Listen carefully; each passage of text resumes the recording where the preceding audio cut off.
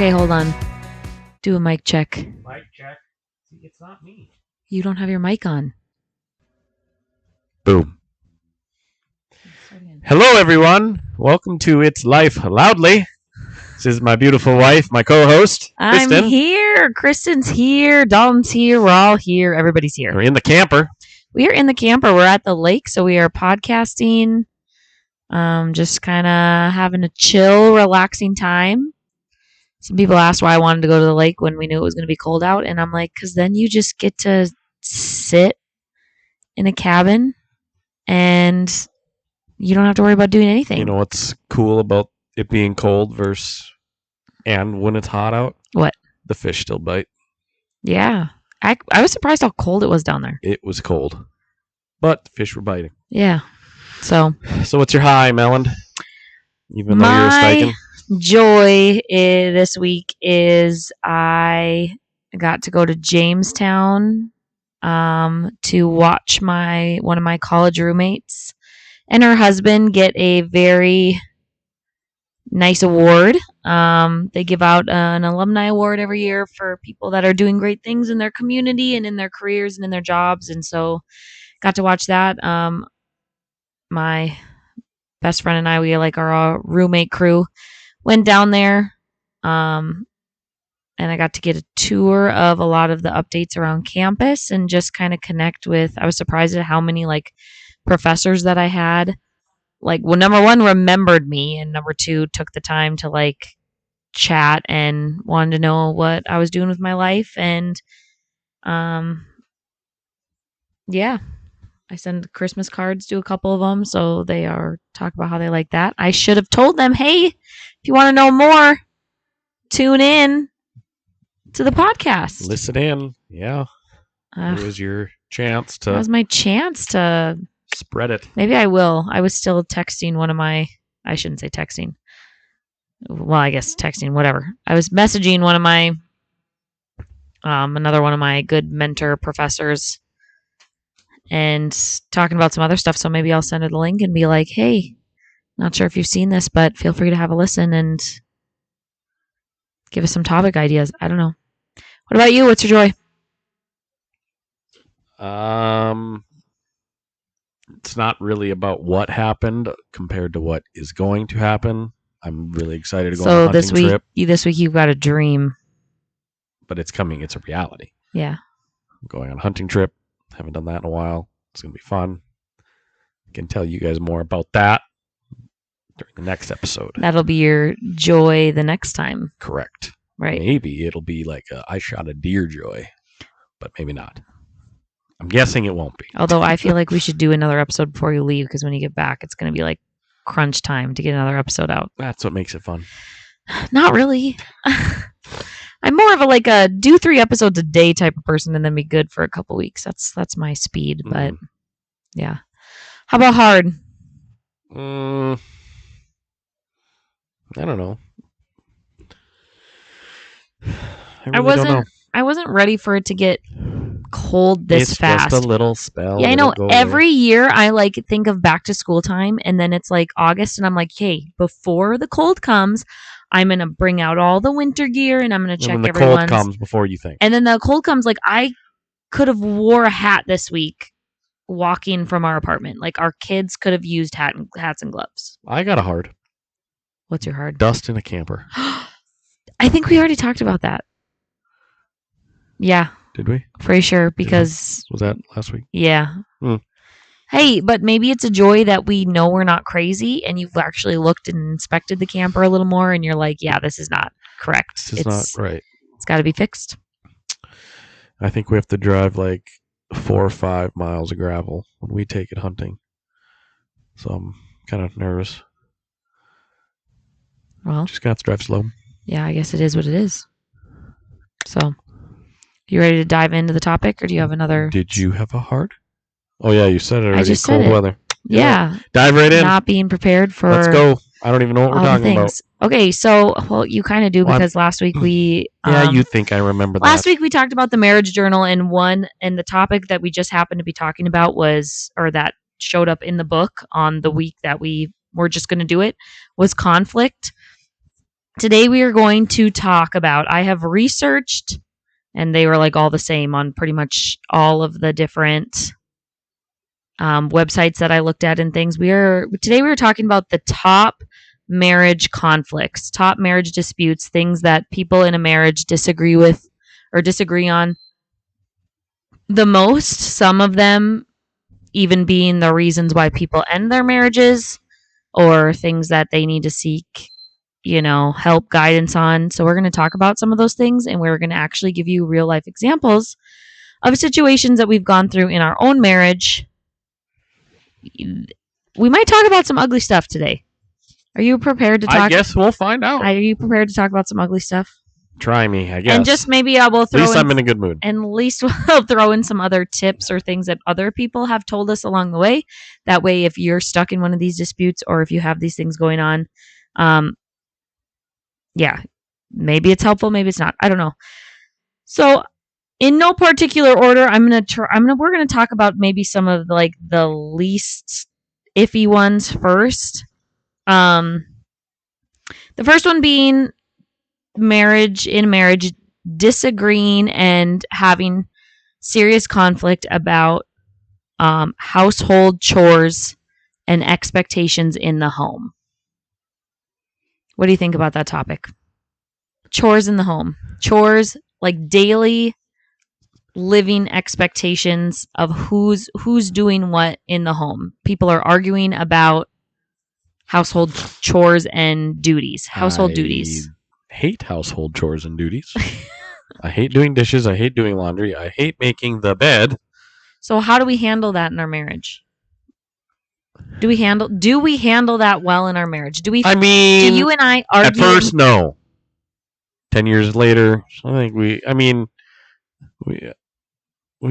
yeah. I don't know. Okay, so for me, for all of these things, as I was looking at all of them, so on my list, there are 7 items that we're hopefully discussing.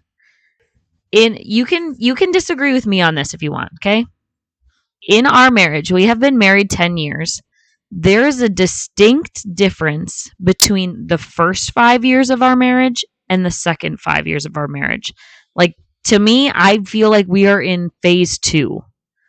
Like, out of how many phases? I don't know, but a lot of the ugly that I remember, a lot of the nasty, ugly, icky marriage garbage to me was in the first 5 years. And then there was like a clear break.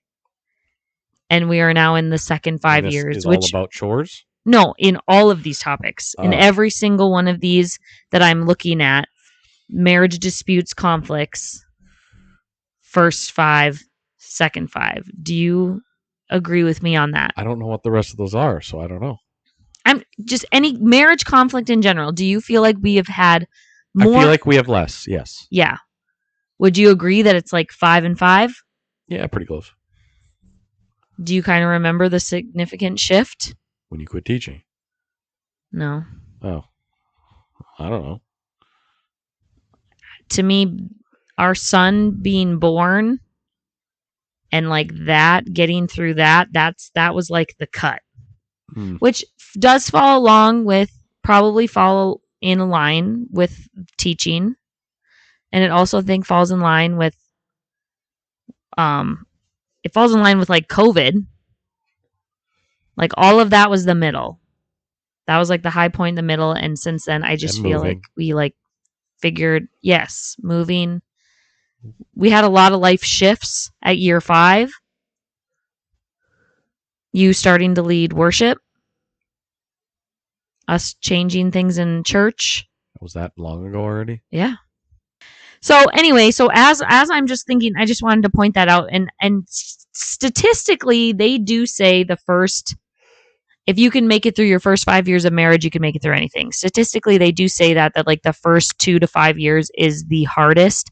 And I don't know if it's just because people get used to each other in the way of doing things, or if it's because we grow up, or if it's because we know our roles and we've had all the conflict, so then some things are just settled. So going back to household chores, I think you and I know our roles pretty well. And as far as household chores, for the most part, I would say I just take on 90% of it. That's safe to say. And yeah. most of the time, I'm good with that. And I feel like when I communicate, It depends. When like sometimes if there's like something ridiculous, like a heaping pile of garbage or a heaping pile of dishes, or if like laundry, like I've had laundry on my floor. You know how I pile some clothes behind the door in our room. Like if those get out of hand long enough, you snap. Which I'm not saying that's bad. Right. Annoying, yeah. And I feel like maybe I probably snapped more earlier on than marriage than I do now. But I think I communicate when I've reached my limit, and I feel like you respond better to that than you did before. Probably. Like when I'm like, hey, like and I've just learned, like, if something's bothering me, like, I'm just picking up your pile of your crap and I'm just throwing it somewhere, and I'm just shoving clothes in your drawer. I'm not folding anything anymore. I used to like take that doesn't bother me. Exactly. I learned that. So like things that that's what I'm getting at. As long as they're washed. That's what I'm getting at. A lot of things that I know bother me don't bother me, but they don't bother you. Like, I had no idea that it was okay for me to just shove your socks in the drawer without turning them the right side out, without rolling them. Like, that would drive me nuts if I opened my sock drawer. But I'm like, you don't care about that. So I'm okay with just, like, your clothes are put away inside out a lot. I've noticed. A lot. Because that's how I take them off for some reason. And that's how, and I just am like, if I'm doing the laundry, I'm not taking the extra time to fix those problems for you. And you've never told me that that bothers you. Because it doesn't. So, like, it would bother me to have to turn my shirt the right side out in the morning before I put it on. Mostly because I'm wearing clothes that, like, I have to look neat and nice. But it's not like nice. You're the one turning it inside out and putting it in my drawer. Right. I know that, I did that. Yes. Like, and people are like, well, you're not going to fix it? No. It doesn't bother you. It bothers me, but I'm not the one who has to deal with it tomorrow, so I'm not going. That's my big thing with household chores. If you want something done a certain way, then you better be willing to take the time to make sure that it gets done that certain way, like I am. So if I know that you're okay with certain things being a certain way, I'm just going to do that. I'm not going to spend my extra energy and time fixing your laundry. So another chore thing, you always leave the dishwasher open when I'm the last one up. And like most of the time, I don't have a dish. So I don't even go to the sink area.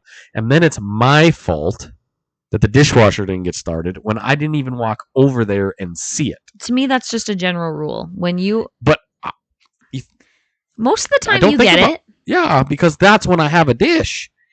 Exactly. The times that I don't have a dish is when I don't do it, and then you get mad. I know, but I don't know when you have a dish. I'm not saying that you do. And a lot of the times I'm saying if you're going through the work and leaving the dishwasher open for me anyway, you may as well just start it, and my one dish that I have can go in the sink. Yeah, and then it'll be the time where, like, we now have a teenage daughter that goes to bed later than me. So she'll be out there with 2 glasses, a bowl of popcorn, and this, that, and the next thing. Well, you should be sending her to bed. So then, I'm not doing that battle every night. I'm not doing that. It's not my problem. You want to wake up and be exhausted, that's on you. It's whatever. It doesn't bother me. But I'm just saying, then between you have 2 dishes, you have a plate and a cup, and she's got 4, that's now a sink load of dishes. And just usually have a glass or a coffee cup. And then when I wake up in the morning, who's the one that has to put your dirty dishes back into the dishwasher? You don't. I do. So again, you're making it a problem for me. So I'd rather you just, like, to me, just general rule. The last person I just want you to see where I'm coming from when I don't do it. I get where you're coming from. Because you'll say, you didn't start the dishwasher, and I'll be like, didn't even see it or think about it. Like, my brain goes to, like, if I'm the last one awake, it rarely happens, but if I'm the last one awake, I do not go back to my bedroom without doing, like, a house walkthrough. I'm not that way. Picking up extra things, folding the blankets, putting them on the couch, gathering dishes, turning off the lights. Like, I do like a house. You have a checklist. Like a house. What do you even want to count? Like putting my house to bed. Tucking Yes. your house in? Yes. I like tuck Oh the house my in. gosh. No, and like other people will agree with me. They're like, yeah, I don't think many will. you do like a sweep around the house. I mean, I'll make sure the lights are off. That's about it. You pick up the leftover toys. You make sure nothing's in the laundry. Like you I just guarantee you about 95% of our listeners right now think you're nuts. I guarantee 95% of the women listening right now are like, yes, I have kids. Who wants to wake up to that disaster of a mess? It's not that bad. Okay, what's next on your list? I feel like we're rambling too long about this one. If we're going through 7 things. Well, you never know. It might not all fit in one episode. So, but we got to give some sort of tips or tricks to help people through. That's the whole point of this. So, okay, I got it.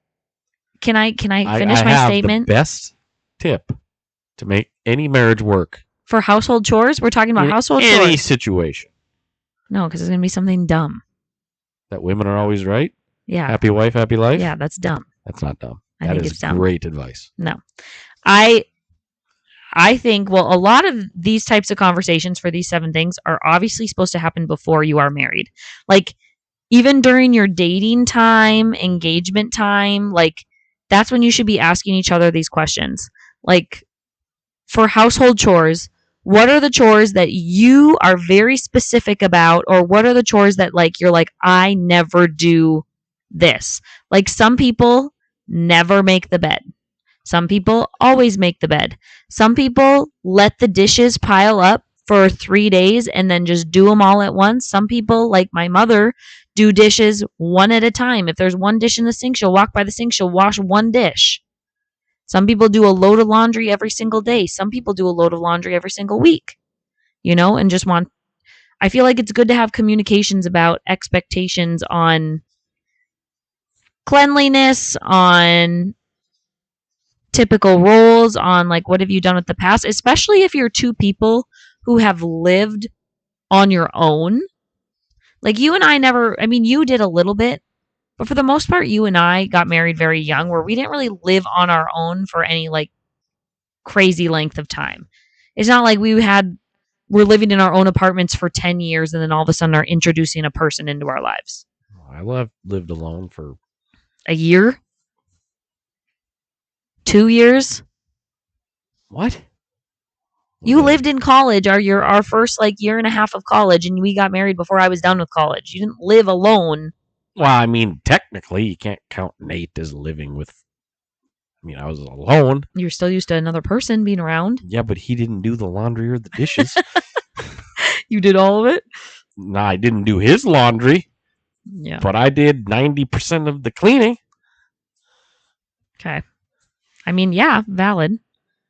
So going into marriage, did you have expectations that were or were not met about household chores? If so, I don't remember. So no. Yeah. And I just am in. If we get into the mood of cleaning, I am way, way pickier than you are. Oh, for sure. 100%. But that's to me, like you have to snap. Like you get to a point where you're like, everything needs to be cleaned right now. And we are getting the Q-tips out and dusting in between the vents. And we're like doing all the things. We're like taking light fixtures off and vacuuming light fixtures. If you're gonna do it, let's do it. Yeah. Yeah. So can I. And who do you always have clean the cars? Can I give another piece of advice? I mean, if I say no, you're going to still say it. Right. I'm just asking for my opportunity to speak. You have the mic. One of the things that we've done specifically, and I know that not everybody is able to do this, and not everybody either wants to do this or has the financial capabilities to do this, but how long has it been since we've had a house cleaner? Has that been 5 years? 3? Well, almost the whole time we've been in the new house. Right. So, which, not my thing. That's your thing. Me being as OCD as I am, like I always thought it was very like, oh gosh, only really ritzy people have house cleaners. I could never have a house cleaner. That's me being lazy. That's me being this. That's me being that. Like that. I always like thought that until someone, like, I don't know if when our son was really little or whatever, they're like, hey, why don't you try to do that? Like it was one of those points where we were in the first like 5 years or so, and I was to the point where like everything just bothered me and I could never enjoy my own house. And when my kids were coming home, like every single day we had an expectation or a chore. And so my house just never felt clean. My house just never felt put together. And I'm just a person that like I feel comfort because of my probably anxiety, OCD, all of those things. I feel comfort when everything's put together. And so like my kids and I would be spending our time after school, the time that you're supposed to be spending playing and being a family and doing these things, would be like, "Okay, everybody take a bathroom." So from age little, our girls knew how to clean a bathroom. They knew how to vacuum. They knew how to dust. They knew how to, and every day we had a different chore that we all hashed out together, which is fine. I mean, that's fine too. So like every day after school, the kids and I would spend an hour cleaning every day. And I started to think, and I'm like, that's the same amount of time. I drive more than that. So like I'm already driving over an hour a day, plus I'm spending however much time at work, plus I'm spending over an hour cleaning and cooking. I'm like, when do I get to live? Like when do I get to do something when I get home from work that I don't want to do? So we made the decision to get a house cleaner, and honestly that has been one of the greatest gifts that I've ever been given in my entire life. Like a gift of like freedom and peace and like I don't know. I can't even explain to you how my heart feels when I have that. Because not just because I have a clean house every month, but because when there's a big household issue, okay? We are a kid spills an entire bowl of cereal all over the kitchen floor, right? And it splatters onto the counters and onto the cabinets and onto the whatever. Before that was something like simple as that would have made me extremely anxious and very angry at my kids, which like is not fair. Like you're a kid, you're going to make a mess. My husband spills on himself. I spill stuff, like whatever. And I could just clean it up, just simply clean it up. And in the back of my mind, I know like, oh, our house cleaner is coming in 2 days. Like I know this is going to get like I can just clean it up right now. I don't need to like worry about overly scrubbing and doing this whole production of things because I know I'm like, oh, it's going to be taken care of in 2 days. It's going to be taken care of in 2 days. Like the garage floor will be like, I don't have time to, like, I still sweep and vacuum and mop between cleanings and stuff, but it's just nice to know that like somebody else is coming in to put my OCD into effect in my home. And that's like a long spiel to say, but like that is something that that's like a non negotiable for me. Like clean house is non negotiable because when you have kids, people are like, some things you just have to let things go. You just have to, it's okay to let the dishes pile up. It's okay if the living room's full of toys. It's okay if, but like I physically will not rest. I will not enjoy and I will not sleep if those things aren't done. And to me, so like I tried, like when our son was really little, like, you know, that little toddler stage where just stuff is everywhere. Like I just felt like I was just constantly going behind him and picking up and picking up and picking up and picking up. And they're like, well, just let it go. It's fine. It's like if your brain has a condition like that, you can't just be like, it's good. And I know it's probably a mental problem that I have that I deal with, but that's one way that we have coped with that insanity in household chores. And I'm never getting rid of it. Yep, I know. Sorry for my long spiel. She always says I spend money on hunting and fishing, so she gets to clean the house. Well, and there's just other luxuries house clean.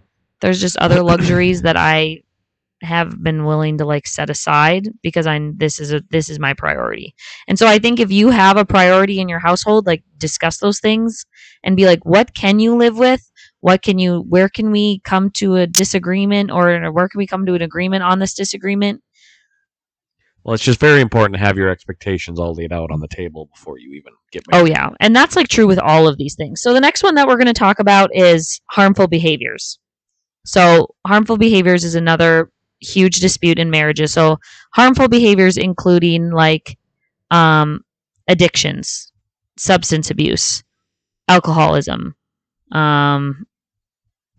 just habits that could be incredibly harmful to your health or to your body, to yourself, to your physically, mentally. Like maybe it's watching or listening to certain things that are harmful to you. You know, a lot of it that they talked about with this was like substance abuse, like somebody living with somebody who smokes, living with somebody who drinks a lot, living with someone with who, I don't know, is doing worse things. And I feel like this is one of those where, like, obviously you need to discuss those things before you're married.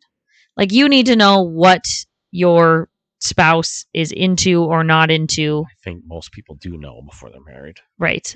And, but do you also think, because I've heard this many times before, someone will be in a relationship with somebody who has a habit that they don't particularly like, and they say, well, when we're married, or in 5 years they'll be over that, or in a, you know, when we're married they won't do that anymore.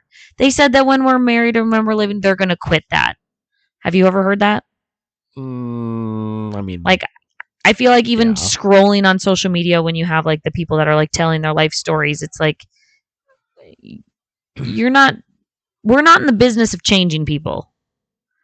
If somebody has a habit before you're married, you have to go in with the assumption that they're going to continue that habit after they're married. Yeah. So, like for us, I think from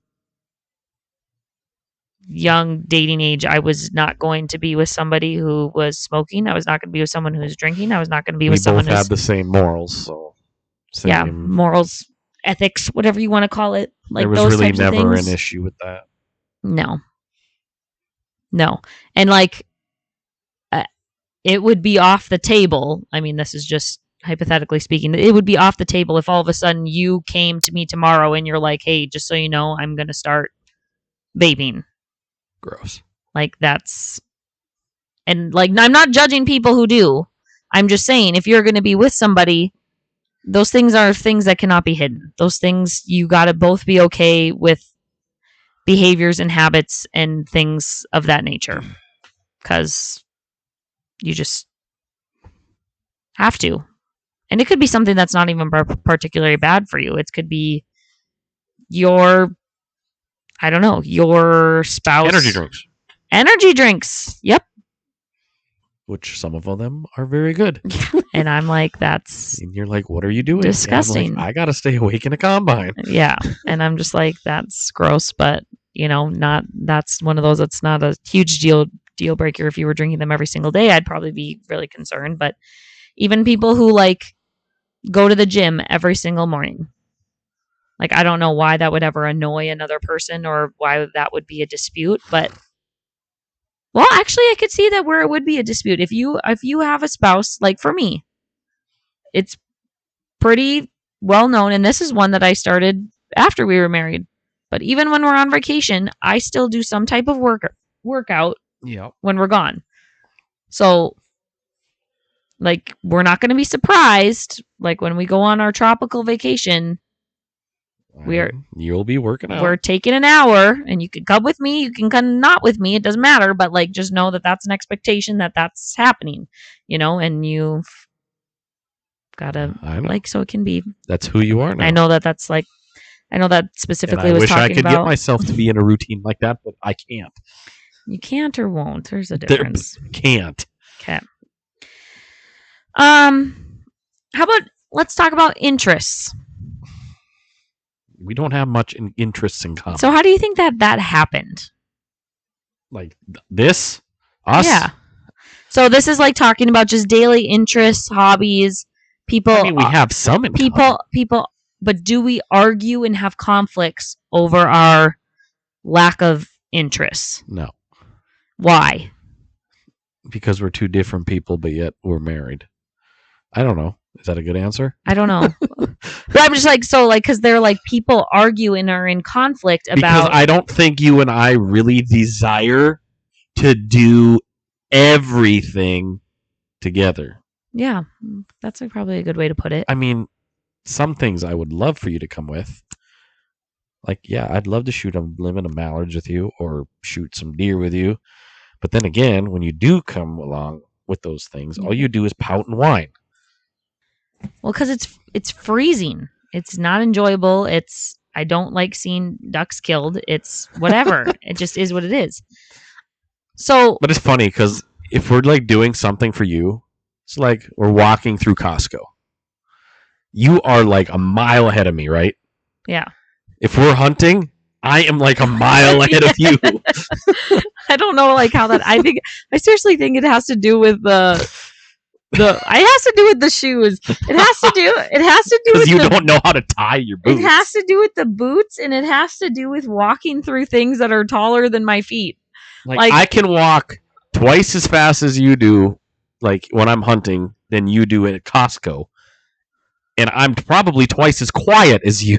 Yeah, I don't know how that happens, but I think for you and me, we are very good at being our own people. Like we're very okay now.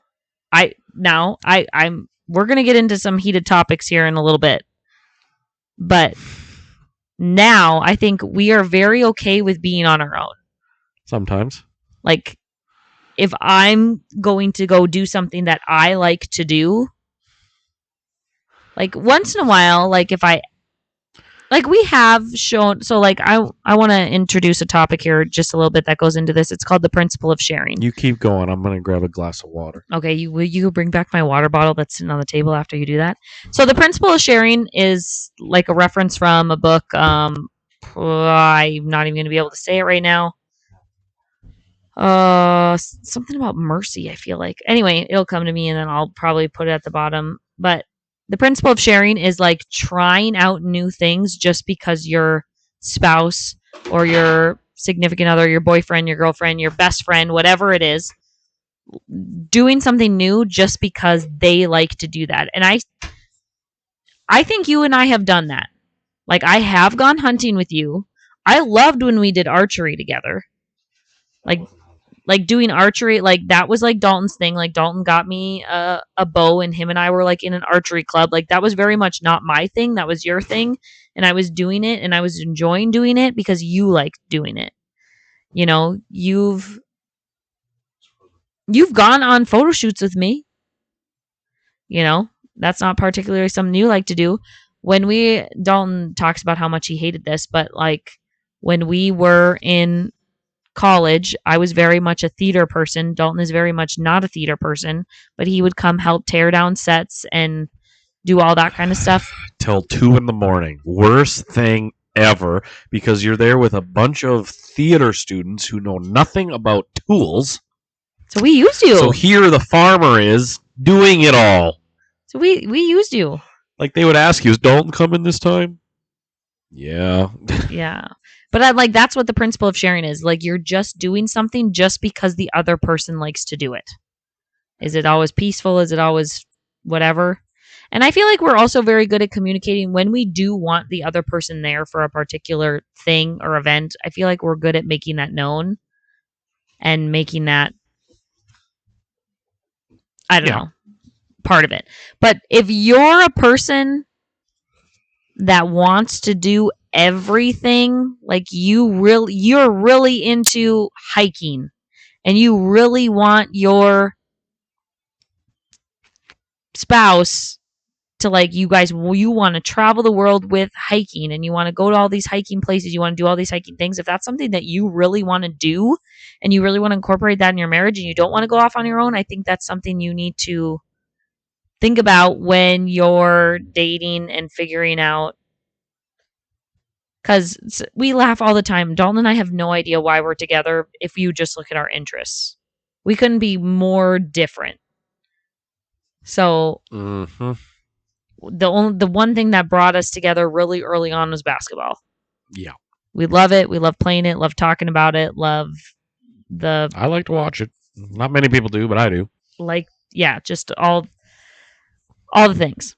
And so like that was the one interest that brought us together, and I guess the other interests we've just kind of floated in and out and around, and like we have a lot of things, most things that we don't like the same on, and we've just made it work. So just kind of, I don't know, and it's okay. It like once in a while, you need to try something different and try something new just because your spouse likes to do that. Like you have worked out with me before. Oh yeah. You have woken up early to go whatever. I have gone on a duck hunt with you before. No, for a long time. Not for, but I have before. That's the I've point. been on more workouts than with you than you've been on duck hunts. I've filmed my Don't fair even share. go there. Okay, well, if we're just talking You about haven't those. been on a duck hunt in probably 4 or 5 years. Yeah, probably not. I worked out with you, I guarantee you, at least 7 months ago. All right. Parenting. People in marriages have a lot of conflicts on parenting. Now, this is hard because you can talk about what you want your like pre-marriage. If you are like us, got married really young, didn't have kids, didn't have a lot of experience with kids, we could have talked about what kind of parents did we want to be? How did we want to raise our kids? What do we want our house to be like for our kids? We could have talked about that, but to me this topic is something that you have no idea. You have no idea how it's really going to be to take care of other human beings until you're actually doing it. Would you agree? How you're going to Or how handle it. you're going to. So, how do you think people should get through that? Well, it's one of those things you have to do it to find out. I know. So if and so how do you give people advice on that, on doing something that they've never done before? I don't know. And everybody does it differently. And everybody does it differently. One of the things that I would say is I think a lot of moms specifically, because of what they see on social media and all of that, once they are pregnant, I feel like a lot of people put a lot of expectations on themselves for how they think it's going to be when that baby is born. Like, we're going to do all these things. We're going to do these methods. We're going to do XYZ. We're going to use these products. We're going to do this for feeding. We're going to do this for diapering. We're going to do this, that, whatever. Maybe. I feel like people, and then the conflict happens is when that baby is actually in front of you and the things that you have built up in your head because of what you've seen and what you've seen other people do, it makes you feel like a failure as a mom or a parent. And it could be a dad too. I don't know. It makes you feel like a failure because X, Y, and Z that you had planned out aren't working and it's making your life miserable. And so then you're mad at your spouse because you feel like they're not helping you get X, Y, and Z accomplished the way they want you to do. I think and you can disagree with me if you want to, but I think one of the worst times in our marriage was when we had an infant child. You and me. Yeah. Our worst time of being in a relationship, you and me. It's just because we disagreed on how certain things should be done. And what do we do about it? I don't remember, I guess. I feel like we were very bad at figuring out our roles. I just didn't like losing sleep. And neither one of us are good at losing sleep. I have no idea how we would do that differently if we would have to do that again. I think we would literally have to set out and make a plan and make like a actual like legit schedule of who's waking up when. I do think we are quite a bit more mature than we were then. Probably. But yeah, like I remember just getting to the point of a crying baby and running out of just being desperate, and we pushed him into the bathroom and turned on the bathtub for noise, and it put him right to sleep in like 45 seconds, and we like freaked out. Yeah. Like, why didn't we do this long time ago? Right. And I feel like people and I'm just talking about, I mean, there's other things that come up, but you don't know what issues are going to come up with your kids, which is what causes the conflict, because you don't know. You can't expect them. You can't expect, like when your kids go to elementary school or if you're homeschooling or whatever, you can't expect the way your kid's going to learn. Are they going to have learning deficiencies? Are they going to have medical issues? Are they going to have X, Y, and Z? Are they going to have friendship problems? Are they going to have mental health things going on? Be like for disciplining. Right. And so the only thing that I can really tell you to like give somebody some advice is no matter what, you have to know at the core, you and me are on the same team. Like in my life, God comes first, my husband comes second. Mm-hmm. Period. Period. Mm-hmm. And I think in a lot of people's lives, whether they have God or not, I'm not really sure, but in a lot of people's lives, kids are first. Kids are the priority. Kids are the whatever. Like, there's been several times where like you have disciplined a kid a certain way, or a kid has come to you with a question and you have answered a certain way, and I completely disagree with the way that you handle that, and then they come and ask me, and I'm said, if dad said that, then that's what we're doing. Yeah, and I've said the same about you. Right.